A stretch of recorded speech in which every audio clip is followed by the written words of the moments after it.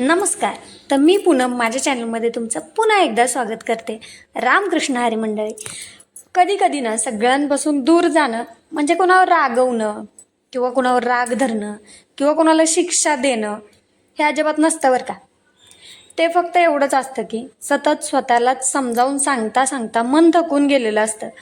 प्रत्येक वेळी स्वतःच समजून घेणं, स्वतःच माफ करणं, स्वतःच सावरून पुन्हा हसणं, हे सुद्धा ना एक दिवस जड होऊन बसतं. म्हणजे एकदम असं जड वाटायला लागतं. म्हणजे अरे का आपण सॉरी म्हणतो, का आपण सगळ्यांना समजून घेतो आणि आपल्याला कोण समजून घेत नाही, नंतर आपल्याकडे कोणी लक्ष देत नाही, हे असं असं होतं बरं का.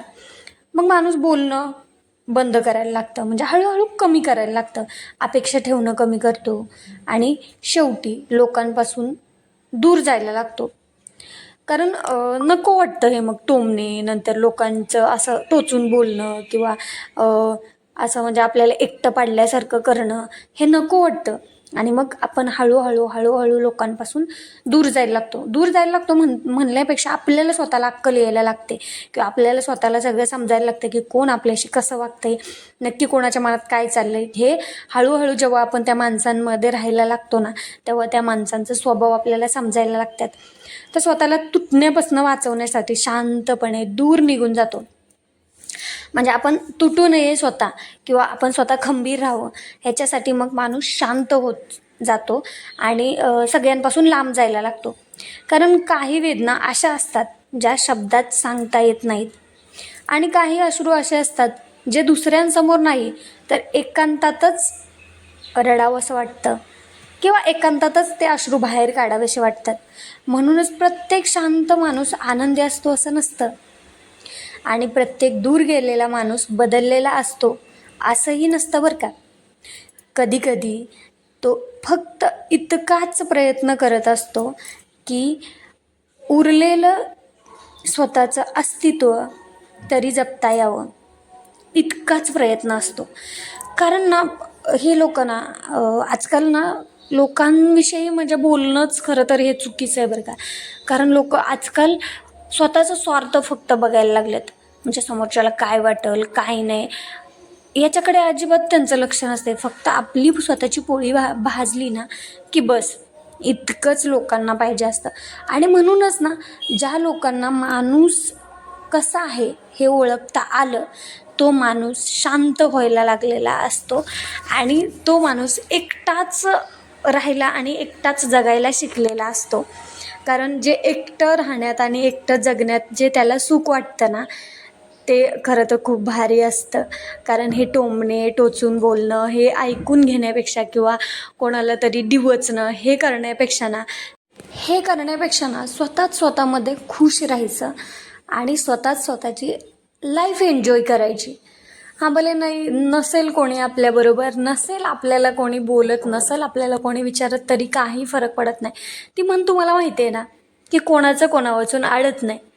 कारण एखाद्याच्या आयुष्यातून एखादा माणूस निघून गेला ना की मग माणूस बोलतं की नाही ह्याच्या वाचून मी कसं जगणार, त्याच्या वाचून कसं जगणार. पण तुम्हाला माहिती आहे ना एखाद्याच्या आयुष्यातून एखादा माणूस निघून गेला ना की तो माणूस जगतच असतो ना, का मरतो तो पण लगेच नाही मरत ना.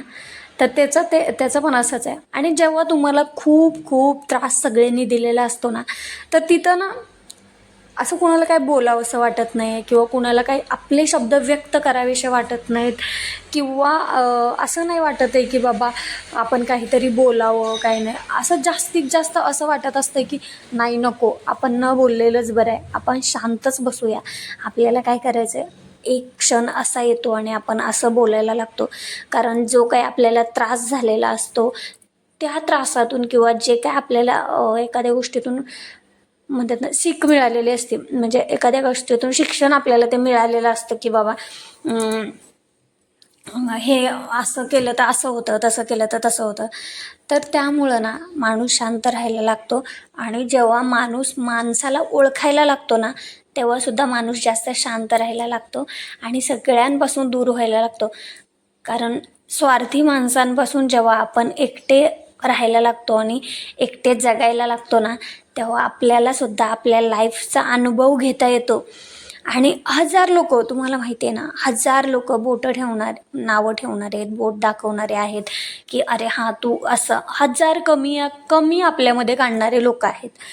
म्हणजे आपलं सुरळीत चाललेलं असेल ना तरीसुद्धा ना लोक आपल्याला भरकटवायचा प्रयत्न करतात, किंवा तरीसुद्धा आपल्याला लगेचच एखाद्याचं चांगलं चाललेलं असलं तरी पण ते त्यांना बघवत नाही, नंतर ते असं करायला लागतात ना. त्यामुळं असं वाटतं अरे नको यार कोणासोबत, आपण एकटेच मजेत आहेत, मस्त आहेत.